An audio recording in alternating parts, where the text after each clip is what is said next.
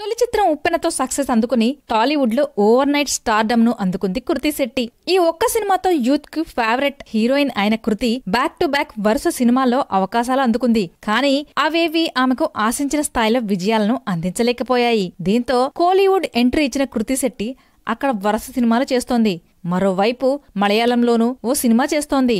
ఇక తన కెరీర్ గురించి ఇటీవల ఓ ఇంటర్వ్యూలో మాట్లాడుతూ ఎమోషనల్ అయింది కృతి. నా తొలి చిత్రం ఉప్పెన హిట్ అయింది.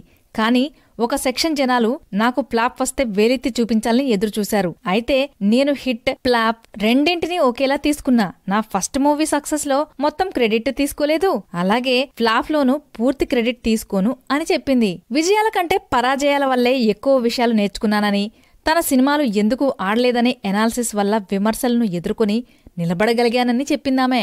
అయితే తనకు ఫ్లాప్ రావాలని అంతగా కోరుకున్న ఆ వ్యక్తులు ఎవరో మాత్రం కృతి రివీల్ చేయలేదు. ఈ అమ్మడు చేసిన సినిమాలన్నీ వరుసగా ఫ్లాప్స్ అయ్యాయి. ఆ అమ్మాయి గురించి మీకు చెప్పాలి.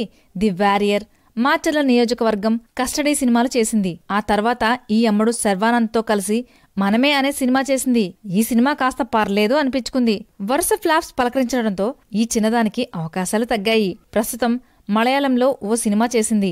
తాజాగా కృతి చేసిన కామెంట్స్ ఇప్పుడు సోషల్ మీడియాలో వైరల్గా మారాయి.